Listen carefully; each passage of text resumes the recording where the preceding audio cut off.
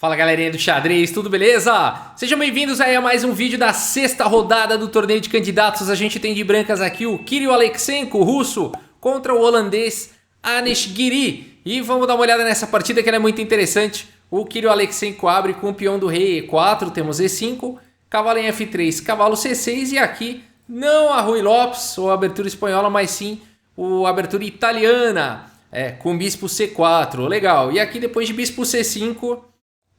bom, não tem como não fazer a piada do...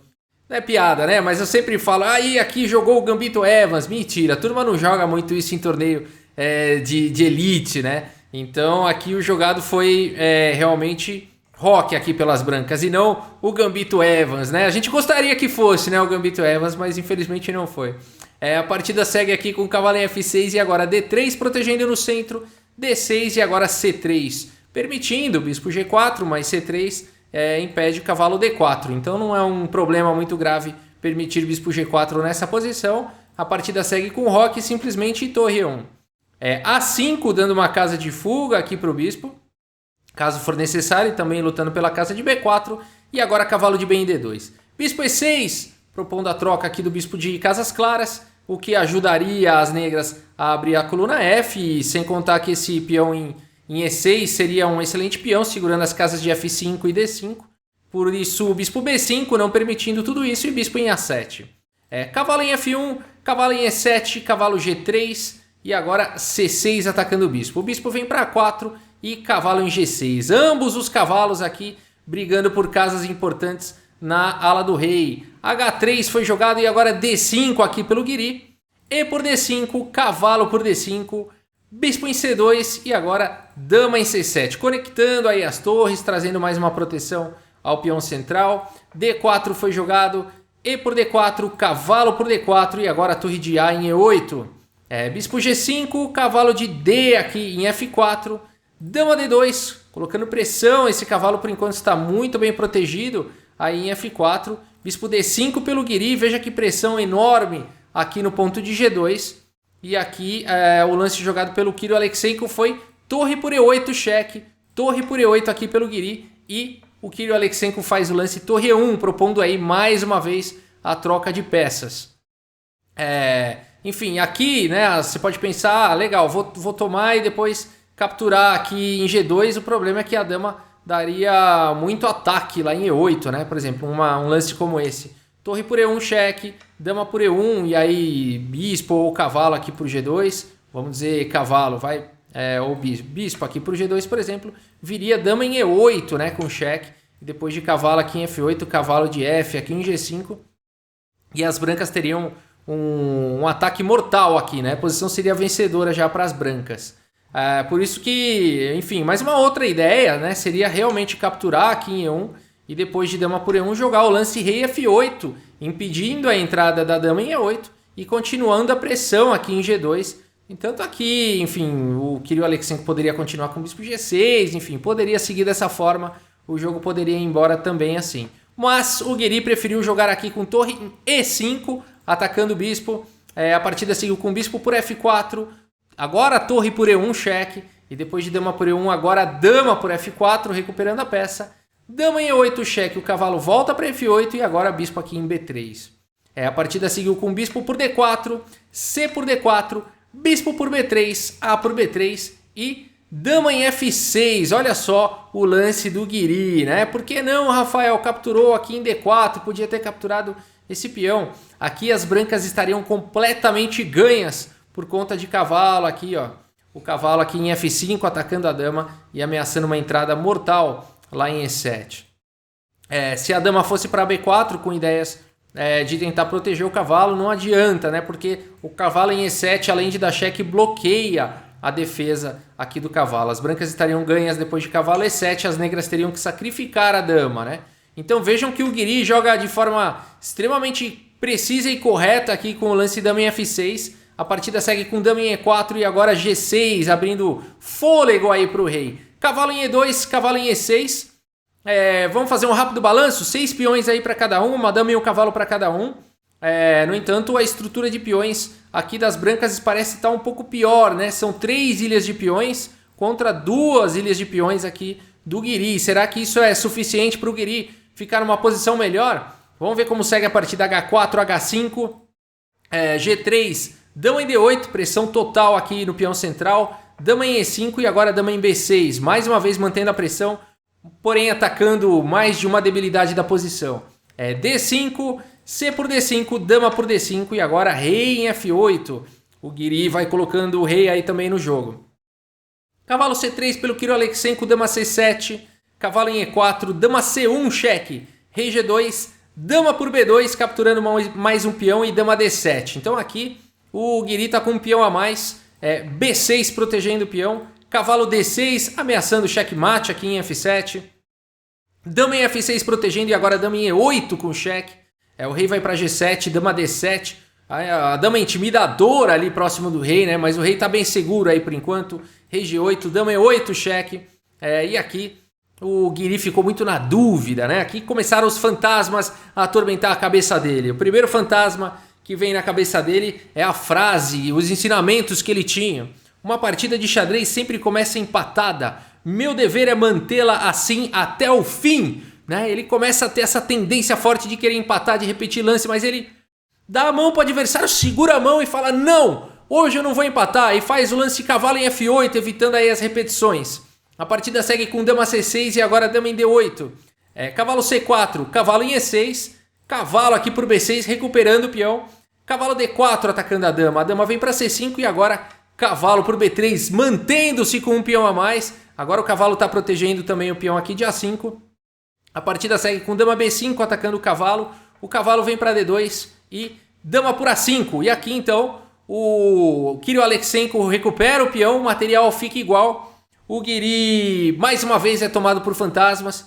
Começa a estender a mão e se lembra das suas filosofias. Se o adversário lhe oferecer empate, aceite.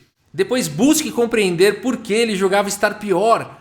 Então aqui ele é tomado por esses pensamentos.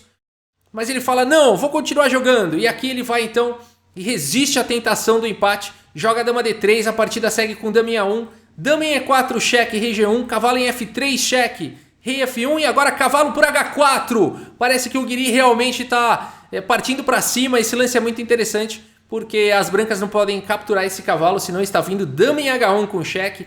E olha quem tá. A partida segue aqui com dama em A8, cheque, forçando a troca de damas. Dama por A8, cavalo aqui por A8, o cavalo está atacado.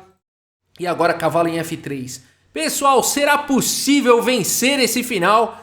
Negras com um peão a mais, no entanto as brancas com o rei muito bem colocado. Será que essa partida vai terminar em empate?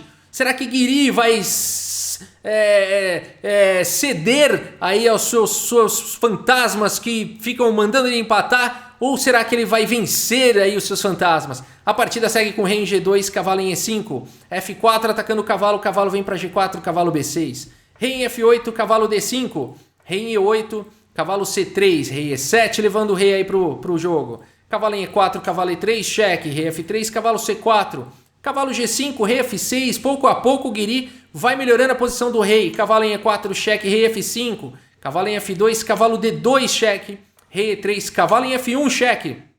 Rei F3, cavalo em H2, cheque. Rei G2, cavalo G4. Cavalo em H3, evitando a troca dos cavalos F6. Rei F3, rei E6. Agora o Guiri vai manobrando o rei lá pelo outro lado. Rei E4, rei D6. Cavalo G1, rei C5. Rei D3, cavalo aqui em H6, rei E3. Cavalo em F5, cheque, rei F3. Olha para essa posição, pessoal. Você consegue acreditar que é possível vencer isso daqui de negras? Não estou dizendo que mas será que dá para acreditar nisso? Tudo bem, um peão a mais, mas olha só a diferença aqui dos reis. A partida segue com rei C4 e agora cavalo em H3. Cavalo D4, cheque, rei E3. Cavalo em F5, cheque. Rei em F3 e rei D4. Parece que o rei do Guiri vai conseguindo jogar o rei do Kirill Aleksenko para longe. Cavalo em F2, cavalo D6. Cavalo em H3, cavalo E4, cavalo G1. Rei em D3, rei G2, cavalo D2. Olha só, pouco a pouco o rei do Guiri vai entrando na posição rei F2, rei E4. Cavalo em E2, cavalo B1. O Guiri vai insistentemente jogando a posição. Cavalo G1, H4, tentando enfraquecer o peão de F4 e ficar com dois peões aí bem perigosos. Cavalo em H3, protegendo o peão de F4, rei em F5. G por H4 e agora olha só. rei G4, atacando aqui o cavalo, atacando o peão. O Guiri segue firme, F5 foi jogado e agora G por F5 e rei E3. Ah, mas esse final aí vai empatar, não é possível, 2 peões dobrados aí nesse final, não vai dar em nada. Cavalo C3, cavalo em F2, cheque, rei G3 e aqui cavalo D3 foi jogado pelo Kirill Aleksenko e mais uma vez ele para pensar, começa a estender a mão o Guiri e ele pensa o seguinte, sempre bom garantir um empate em uma posição vitoriosa. E ele vai seguindo então essa filosofia, mas ele para e ele pensa, isso é um absurdo, se a posição é vitoriosa eu tenho que jogar para ganhar. E ele tem essa grande descoberta e ele segue firme então com cavalo D5 cheque, rei D4, cavalo em F4 propondo as trocas. E olha só, aqui o Kirill Aleksenko não pode capturar esse cavalo, porque depois de cavalo por F4, rei por F4, as pretas têm um final ganho. Por exemplo, H5, rei G5, rei E3, rei por H5, rei F4, rei G6 protegendo o peão. E esse final, se não fosse pelo fato de ter um outro peão aqui atrás, seria empatado. Mas as pretas vão ganhar um tempo daqui a pouco e ganham esse final. Por exemplo, rei F3, rei G5, rei G3, F4, cheque, rei F3, rei F5. Não foi assim que seguiu na partida, né? Estou mostrando por que não pode trocar os cavalos. Rei G4, rei G2, F3, rei F2, rei F4. Aqui é uma manobra padrão, tá? De finais. Rei F1, rei G3, rei G1, F2, cheque, rei F1. E se não fosse por esse peão, essa posição estaria empatada, porque as pretas, para defender o peão, teriam que jogar rei em F3 e o rei adversário estaria afogado. No entanto, aqui as pretas podem passar a vez, né? Meio que passar a vez jogando lance F5, expulsando aqui o rei para casa de E2, e aí sim rei G2. E as pretas têm um final vitorioso, né? Então por isso que cavalo em F4 foi um lance que exclama aqui do Guiri. O Kirill Aleksenko não pode trocar. Ele segue com cavalo em C5 e agora a partida segue com rei por H4. E a gente tem esse final interessantíssimo aqui. É vitorioso para as negras. Como pode, né? Rei E3, rei G3, cavalo B3, cavalo E6, cavalo D2, F4, cheque. Jogando o rei, passando aí, o peão passado vai avançando. Rei E2, cavalo G5, rei F1. F3, rei G1, F2 cheque, rei F1 e depois de F5, o Kirill Aleksenko abandona aí a partida, vitória do Guiri, uma vitória espetacular, o Guiri insistiu, ele acreditou, ele venceu seus próprios fantasmas, né? Ele pensou ali em pedir empate várias vezes, e aí, claro que tudo isso é uma brincadeira, né?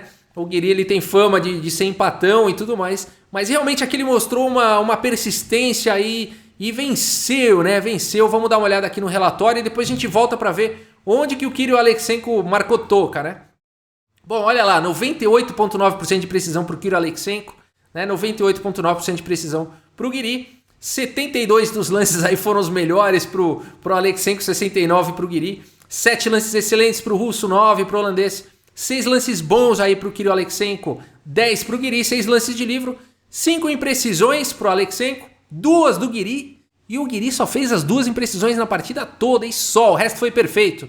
E aqui o Kirill Aleksenko errou e cometeu uma gafe, né? Se a gente olhar aqui no gráfico, enfim, ele cometeu algum erro e aí o Guiri ficou melhor, acabou equilibrando, mas o Kirill Aleksenko fez uma gafe aí e o Guiri não perdoou, né? Não perdoou. Vamos dar uma olhada qual que foi o problema, o lance dramático aqui A posição dramática é essa, né? O Guiri está entrando, parece, na posição, né? O peão de H4 está atacado. O que fazer, né? Nessa posição, o Kirill Aleksenko jogou tranquilamente o lance cavalo D3 e não calculou que realmente esse lance levaria à derrota de maneira forçada. As pretas vencem de maneira forçada, assim como o Guiri o fez de forma exemplar, né? Mas aqui realmente a ideia das brancas teria que ser o lance cavalo em H1 aqui, ou até mesmo uma ideia com H5, tá? Mas o lance cavalo H1 é a ideia mais direta de conseguir um empate. E aqui é o seguinte, a ideia é tentar desviar o rei para capturar o cavalo e o rei das brancas conseguir entrar na posição e capturar esses peões, né? O peão passado vai atrair o cavalo e esses peões vão ser capturados, né? Então, por exemplo, o rei G2 poderia seguir com rei F4, cavalo E2 cheque, rei por F5, rei por H1 e aí rei por F6 e a gente tem um empate, né? O cavalo vai sacrificar aqui no peão e a posição vai ser empatada, né?